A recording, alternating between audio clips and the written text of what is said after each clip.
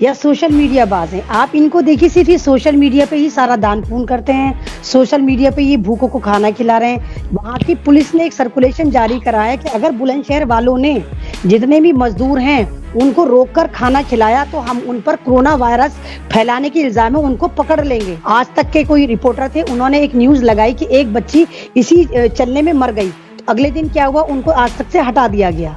वो आपस में ही लड़ मरेंगे कि भारत में ये जो आरएसएस है इसको बैन करना चाहिए, क्योंकि ये एक खास तबके को, मुस्लिम कम्युनिटी को टारगेट कर रही है। 200 श्रद्धालु पाकिस्तान से जो आए थे वो नागपुर में आकर फंस गए थे, लेकिन मोदी सरकार ने किसी को नहीं बताया। मरकज में अगर आए थे तो वो आतंकवादी थे, कोरोना वायरस के एटम बम थे, लेकिन पाकिस्तान से आए थे, नॉन मुस्लिम थे, तो वो कुछ भी नहीं थे और वो श्रद्धालु थे। तो भारत में आप जुल्म करते हैं तो आप एकदम भारत पाकिस्तान करना शुरू कर देते हैं। लेकिन जैसे ही वो जीत कर आए, धोखे से उन्होंने वोट लिया और जीत गए, वो एकदम आरएसएस की गोद में जाकर बैठ गए। चाहे वो दिल्ली दंगे हो, उसमें भी केजरीवाल साहब का बहुत बड़ा हाथ था, चाहे वो मरकज हो, इसमें भी बहुत बड़ा हाथ था।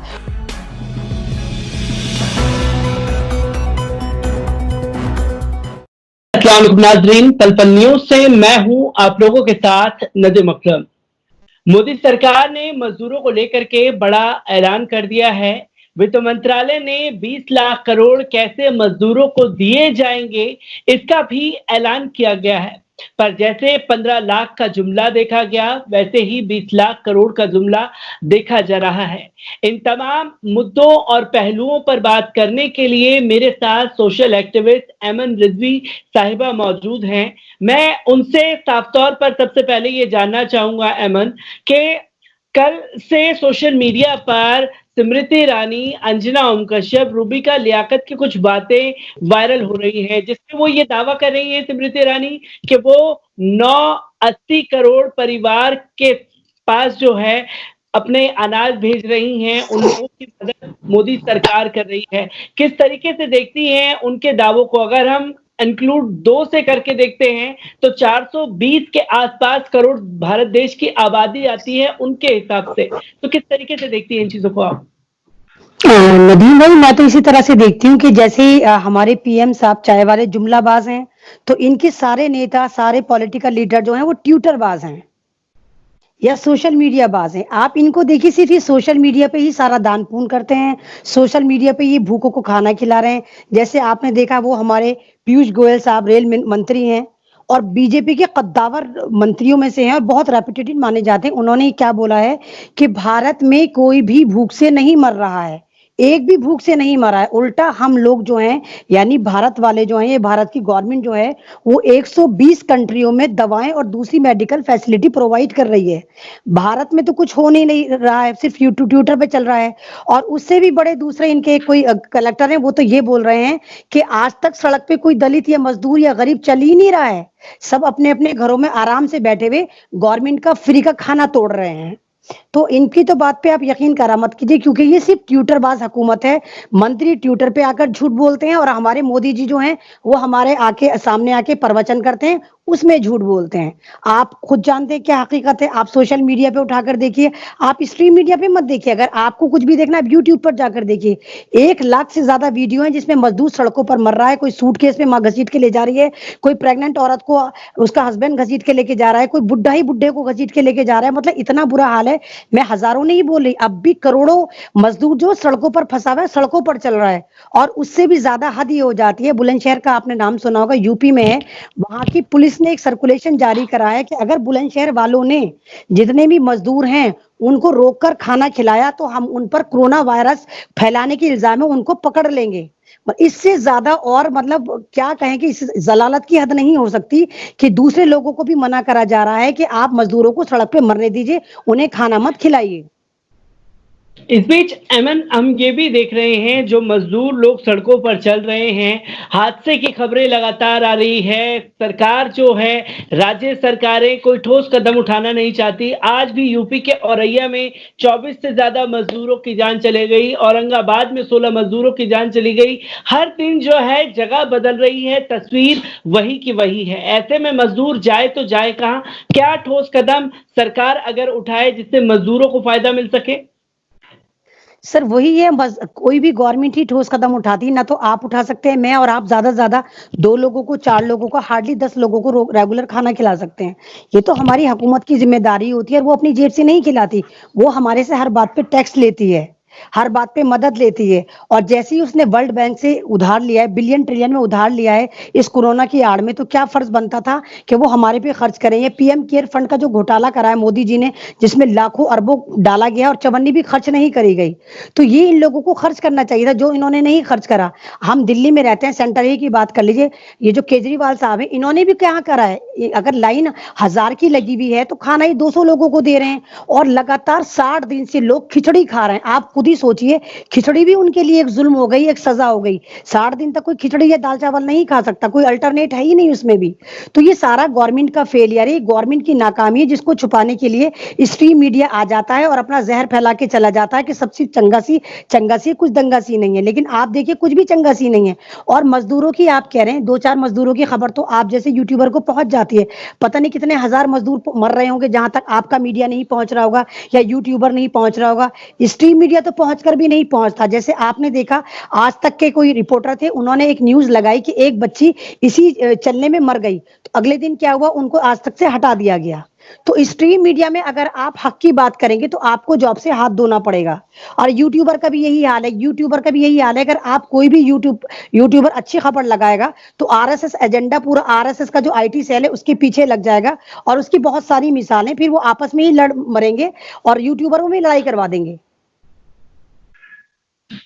जी, इसी के साथ अमन, ये भी देखा जा रहा है कि लगातार जो है बाहर से आवाजें उठ रही हैं। हम लगातार यूएससीआईएफ की रिपोर्ट भी देख रहे हैं। यूएससीआईएफ ने जिस तरीके से सफूरों का समर्थन किया और रिहा करने की मांग की है, किस तरीके से देखते हैं, क्योंकि मोदी सरकार कदम उठा रही है, पर उनके इन कदम का असर जो है विदेशों में देखने को मिल रहा है। सर यूएससीआरएफ का अगर आप देखें नदीम भाई, तो वो हमेशा से भारत को टारगेट कर रही है। वो अमेरिकन ऑर्गेनाइजेशन है बहुत बड़ी, जो ये काम करती है कि मजहब के आधार पे कहीं जुल्म तो नहीं हो रहा। जब एनआरसी थी उस दरमियान भी इन लोगों ने बोला था, जब दिल्ली राइट्स हुए थे, कि भारत में ये जो आरएसएस है इसको बैन करना चाहिए, क्योंकि ये एक खास तबके को, मुस्लिम कम्युनिटी को टारगेट कर रही है। उस वक्त बीजेपी के नेता एकदम बिलों से निकल गए थे, इन्होंने कहा था ये हमारा आंतरिक मामला है, ये कौन होता है बोलने वाला। फिर दोबारा रमजान में जब मुसलमान मर रहे थे और टारगेट हो रहे थे, तब भी यूएससीआरएफ बोला, तब भी इन्होंने कुछ नहीं करा। और तीसरा मामला है ये, जब वो सफूरा जरगा पर बोल रहे हैं, तो जब मतलब अगर कोई बाहर वाला बोलता है तो वो आपका आंतरिक मामला हो जाता है, लेकिन जब आप खुद बोलते हैं हर एक के मामले, वो आपका आंतरिक मामला नहीं होता। जैसे आपने अभी देखा, 200 श्रद्धालु पाकिस्तान से जो आए थे वो नागपुर में आकर फंस गए थे, लेकिन मोदी सरकार ने किसी को नहीं बताया। मरकज में अगर आए थे तो वो आतंकवादी थे, कोरोना वायरस के एटम बम थे, लेकिन पाकिस्तान से आए थे, नॉन मुस्लिम थे, तो वो कुछ भी नहीं थे और वो श्रद्धालु थे। तो मोदी सरकार ने चुपचाप तरीके से उन्हें पाकिस्तान रवाना कर दिया। किस सोर्स से करा हमें नहीं पता, बस से करा, ट्रेन से करा, हेलीकॉप्टर से करा, हमें नहीं पता, लेकिन ये पक्के प्रूफ है कि वो 200 श्रद्धालु पाकिस्तान ट्रांसफर कर दिए गए।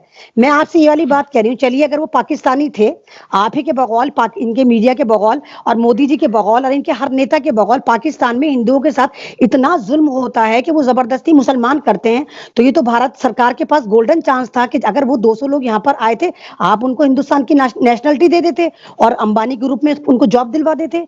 यानी आपने उन्हें फिर भेज दिया कि जाओ पाकिस्तान में जाके मुसलमान हो जाओ। तो ये आप दोहरा रवैया और झूठ बोलना बंद करें, क्योंकि आपको भी पता है कि पाकिस्तान में हिंदू जो है वो अनसेफ नहीं है, वो सेफ है। ये सिर्फ आपको मुद्दा चाहिए होता है। आप जब भी भारत से दिमाग हटाते हैं, जब भारत में आप जुल्म करते हैं, तो आप एकदम भारत पाकिस्तान करना शुरू कर देते हैं। आपने आरएसएस की इस आरएसएस हेडक्वार्टर के करीब में ही इस घटना का जिक्र किया।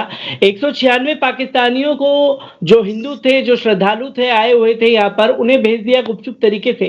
पर जब पाकिस्तान से आए हुए हिंदुओं को भेजा जा सकता है, तो हम लगातार देख रहे हैं जो विदेशों से आए हुए तबलीगी जमाती थे, उन्हें क्राइम ब्रांच के जरिए नोटिस भेजा जा रहा है या उन्हें ब्लैकलिस्ट करके उनके पासपोर्ट जब्त कर लिए जा रहे हैं। तो ये जो दोहरा रवैया है अपनी एक आइडियोलॉजी को सेट करने के लिए, इससे देश को कितना बड़ा खतरा साबित होता हुआ दिख रहा है? नदीम भाई, खतरा साबित होता हुआ क्या दिख रहा है? अब आप देख तो रहे हैं, सन 2020 हिंदू मुस्लिम में ही चला गया। पहले ये हिंदू मुस्लिम पाकिस्तान हिंदू मुस्लिम चल रहा था कि पाकिस्तान के मुसलमानों से नफरत पैदा करी जा रही थी भारत के लोगों में। अब तो हिंदुस्तान के मुसलमानों के अंदर नफरत पैदा कर दी गई हिंदुओं को लेकर। मतलब अब एक बिल्कुल दो पार्ट में बांट दिया है कि या तो भारतीय मुसलमान हैं आप या भारतीय हिंदू है, उसके अलावा आप कुछ नहीं है। और ये तो है, आप मरकज में देखिए कि मरकज में जो 750 जमाती थे जो इंटरनेशनल थे, उनके पासपोर्ट जब्त कर लिए गए और उनको ब्लैकलिस्टेड कर दिया गया। और मैं तो हैरान हूं भाई, वो इंडोनेशियन है, जहां जहां के फिलिपीनियन है, तो वहां की हुकूमतें चुप कैसे बैठी हैं? भाई आपके लोग हैं, आप बोलिए, आप आवाज उठाइए। और ये सारा किया दिया जो धरा जो है केजरीवाल साहब का है। केजरीवाल साहब जब वोट ले रहे थे तब तो वो दिल्ली के बेटे थे, वो हमारे भाई थे, लेकिन जैसे ही वो जीत कर आए, धोखे से उन्होंने वोट लिया और जीत गए, वो एकदम आरएसएस की गोद में जाकर बैठ गए। चाहे वो दिल्ली दंगे हो, उसमें भी केजरीवाल साहब का बहुत बड़ा हाथ था, चाहे वो मरकज हो, इसमें भी बहुत बड़ा हाथ था। और अभी भी जो हिंदू मुस्लिम कर रहे हैं वो ही कर रहे हैं, क्योंकि आप देखिए जब भी कोरोना का जो एक सर्कुलेशन चल रहा है, कोरोना की एक पूरा वो एक क्लासिफाइड करा जाता है, तो ये कहा जाता है कि इतने लोग मर गए और मरकज से जमाती इतने थे। तो क्या मतलब है, जमातियों की क्या सींग है कि वो अगर मरेंगे तो खास तरीके से मरेंगे? मौत होती है, चाहे वो कोरोना से मरे चाहे कैसे भी मरे। और मैं आप ही के चैनल से पूछती हूँ, आप ही बताइए, क्या 2020 से पहले भारत में दुनिया में कहीं कोई नहीं मरता था, नेचुरल मौत नहीं मरता था, हार्ट अटैक से नहीं मरता था, नजले का? तो उनका डेटा कहाँ है? वो गवर्नमेंट वो डेटा क्यों नहीं देती कि हाँ भाई नेचुरल मौत भी इतने ही मरे हैं? आप तो जो भी मरता है आप उसे कोरोना से कह देते, और जबरदस्ती से कोरोना के इंजेक्शन या जहर के इंजेक्शन लगा रहे हैं। और मैं नहीं कह रही, हजारों वीडियो वायरल हो रही हैं जिनकी फैमिली कह रही है कि हमारा बंदा नेगेटिव था और हॉस्पिटल वाले जबरदस्ती उठाकर ले गए, वेंटिलेटर पे डाला और जहर दिया और मर गया, जिसकी कोई सुनवाई नहीं है। तो ये तो जबरदस्ती आप कोरोना को मौत की तरह बांट रहे हैं। और मैं पहले ही दिन से कह रही हूँ नदीम भाई, कोरोना कोई बीमारी नहीं है, एक अमेरिका की स्ट्रेटेजी थी। अगर कोरोना वायरस था तो चाइना ने कैसे कंट्रोल पा लिया? अगर कोरोना की कोई वैक्सीनेशन नहीं थी तो चाइना से कोरोना कैसे खत्म हो गया? ये सारा अमेरिका का किया धरा है चाइना को बर्बाद करने के लिए, और कुछ नहीं है। और हमारी बदकिस्मती ये है कि हिंदुस्तान जो है, भारत जो है, वो अमेरिका को सपोर्ट कर रहा है। वो ये नहीं देख रहा कि भारत बर्बाद हो रहा है, भारतीय लोग मर रहे हैं, सड़कों पर मर रहे हैं, भूख से मर रहे हैं, मजहब के आधार पर मर रहे हैं। सिर्फ वो अमेरिका को सपोर्ट करे जा रहा है क्योंकि उनको पैसा मिल रहा है इस बात का।